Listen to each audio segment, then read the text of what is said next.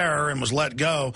He'll be joining us coming up in light of the bombshell, Saudis and U.S. government-protected hijackers. That's coming up. And we have some also special guest in studio, great activist, take calls then as well. Got a lot of news I haven't gotten to yet. But going back to Ted Anderson, so Ted, gold now at an all-time high. We're going right up to 1,590 smackers. Silver surging as well today, right up, close to 39. This is amazing, but it isn't amazing when you understand that this is what happens when you have dollar devaluation. I mean, we have seen way too much printing of currency, and it's competing with the money that's out there, and it's just pushing the value of gold and silver up. And it's not just happening here in the United States. It's happening in Europe, and it's happening all over the place. I was watching the Asian markets this morning long before the U.S. market opened, and that was going up all night long. And here we are sitting here today watching the market doing the same thing in New York. Obviously, the word is out there, and the United States the dollar's in trouble. We've printed way too much currency. You're talking about items that I have.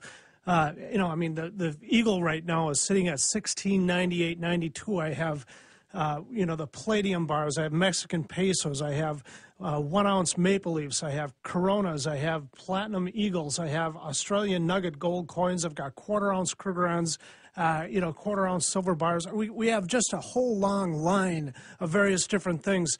The premiums have gone up so far on the bullion coins that I even think that you should be buying the real circulated $20 gold pieces at this point, just due to the fact that everybody's ignored those now, and they're just sitting there right next to what it costs to buy a U.S. Eagle. So, I mean, it's just, there's such a long line of stuff that you can get into, but you got to remember, this is July, Alex. We're sitting right next to August, September, October. That's when the market gets hot. And if it's heating up this much in August, the prices that we're going to pay in this fall, it's going to be through the roof, And, absolutely. So there's a long list of things that are on the sheet that are the special 800-686-2237. 800-686-2237. I'll go back, folks, to telling you to buy silver when it was $5 an ounce 10 years ago, telling you to buy gold when it was $360 an ounce. And then every time they play the game, make it dip by $100 on gold or $10 on silver. People say, are you going to sell yours? No, I'm not. I'm going to buy more because they're globally devaluing currencies. Gold and silver is denominated in those currencies. The gold and silver isn't going up. The currencies are going down. And so what you're doing is dodging inflation with these moves. You would have had a 4-fold increase if you bought gold 10 years ago, a 7-fold increase in silver when it was up at 50, right at 50, 10-fold. The point is, it is now time to get involved in gold and silver. Ted, I know that the stuff you've got from what, about a month and a half ago, how long are you going to be able to have these specials you've got right now before prices go up? Alex, I know that today is going to be a hot day. It could be over by the day's end, just due to the fact that, the prices are going up like they are. People are going to be calling and buying. I hope to carry it through further. We'll have to see. All right, 800-686-2237. And how much is it to get the American Dream film along with the Big Brother book? You get the $2 silver and you get those free. How much is that? Well, I'm still holding that at $75 delivered. I can tell you right now, you can't buy $2 silver at $75. So that is a... So it's free delivery, the free film, and the free book. This is a big loss leader, folks. This is to get you introduced into silver and gold. Ted does these specials only on this radio transmission. And I can't tell you, that's the best deal you'll find anywhere. I certify it, but your common sense certifies it. 800-686-2237. I feel really good and sleep really good at night being able to offer you deals like that. So please take advantage of it. 800-686-2237. Thank you, okay, Ted. I want to preface, before we go to our guest here, with just some basic history. In mainline Roman history, and you learn that Julius Caesar's family actually got political power through this over several generations, fire departments were set up in the big city of Rome, and if your neighborhood did not pay them the fire department fee, they would set fires and burn down your neighborhood. And over time, it grew into a protection racket. The Sicilian mafia in the last 200 years in Italy and the United States, in places like New York and Boston and other places, didn't invent coming to your grocery store or your laundry or your restaurant or your church and saying, you need to pay us protection money or somebody's going to burn down your grocery store. I'm not saying who's going to do it, but if you pay me a little protection money and hire my cousin, he'll watch out and make sure nobody burns down your grocery store. And, of course, it's the cousin smiling at you from behind the capo that's going to burn down your grocery store. There was a case of this in New York, I don't know, it was a decade ago, got a lot of attention, so I use it as an example, where somebody with ball-peen hammers knocked out hundreds of car windows for years. And folks noticed that there were billboards everywhere for a company that had shops all over the areas that would fix your windshield for the lowest price. And finally, it was discovered when one of the workers blew the whistle that he had upwards of 8 people going out every night knocking dings in windshields with a ball-peen hammer. Now, that's a false flag, business attack. There's been a lot of evidence that major virus companies are hiring hackers to release viruses that they then already have the fix to.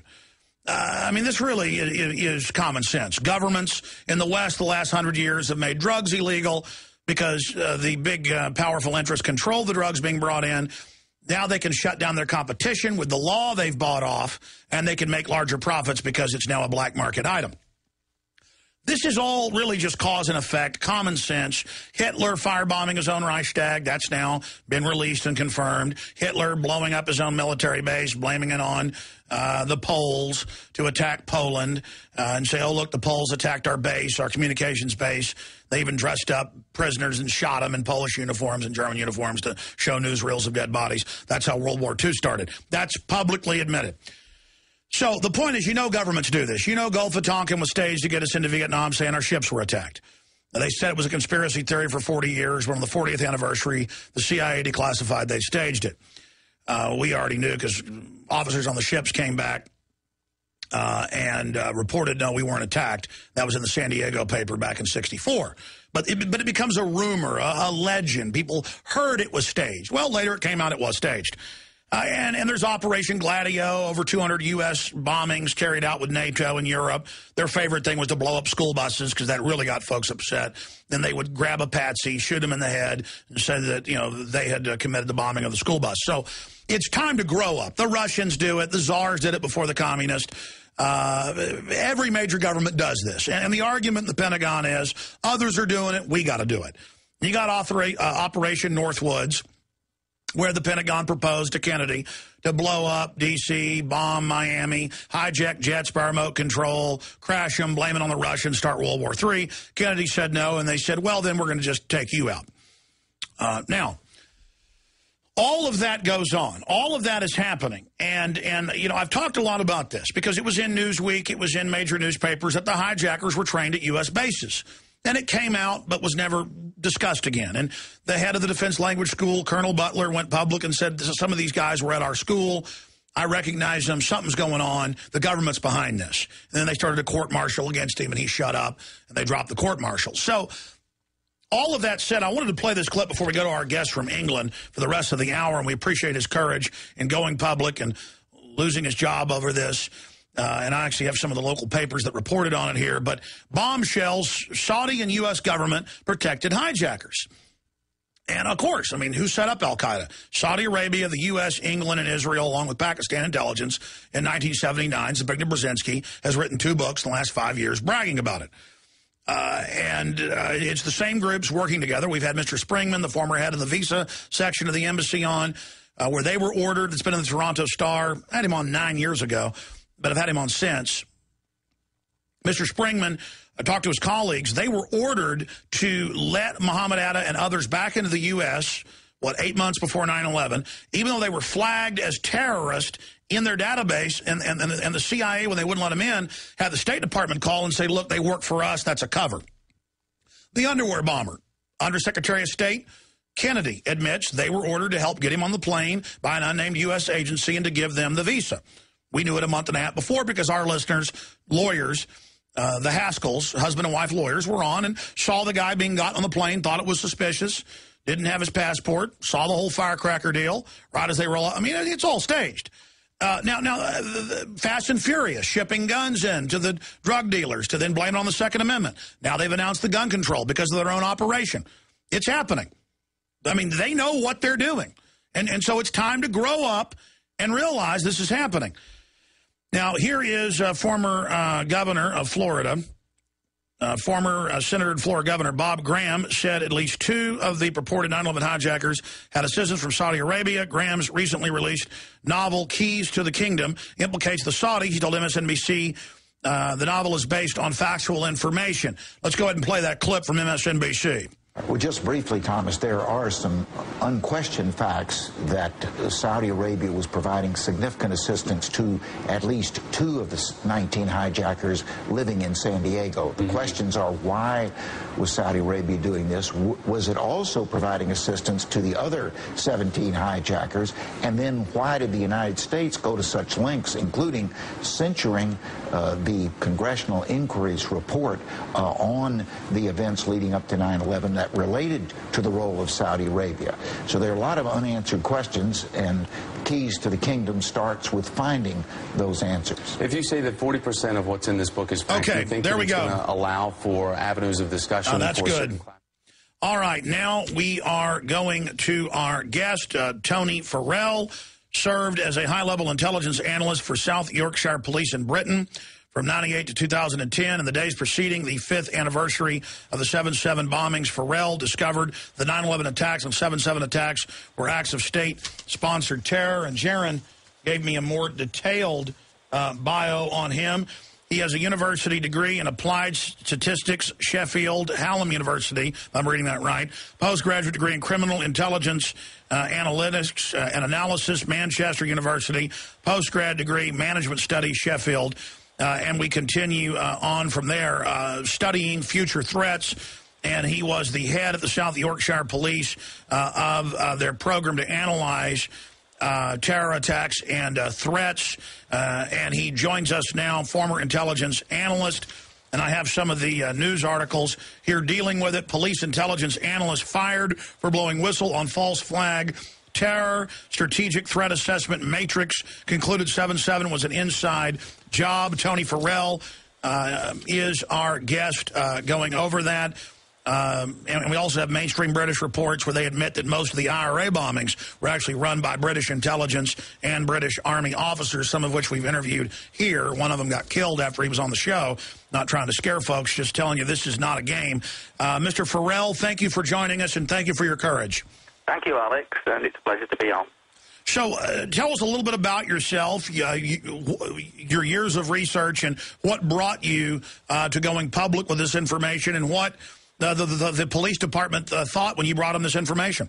Well, I've been working for the police service as a principal analyst since 1998, and had local government experience, and also worked for the regional government office, which is part of the Home Office, doing research into crime. So I was quite experienced as a civilian. I wasn't a police officer.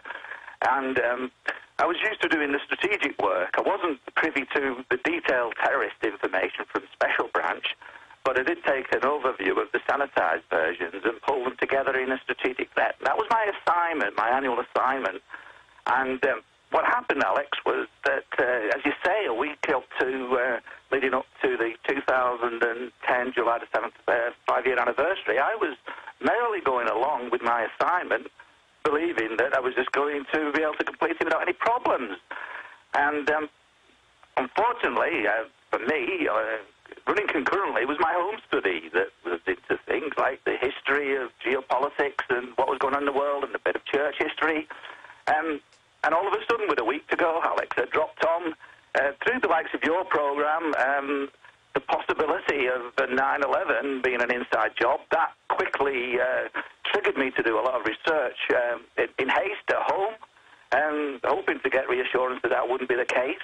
And unfortunately, it was. As I could see, it was damning evidence. I panicked. I went to my church minister to say what I would do in this situation, and he just said, "Well, it's terrible, isn't it? Have you thought about checking out 7/7?" But I thought, oh dear, I better check that out too. And now we're only talking 2 or 3 days to go before the assignment's due. So I took a day's annual leave and did everything possible, stayed awake for 24 hours.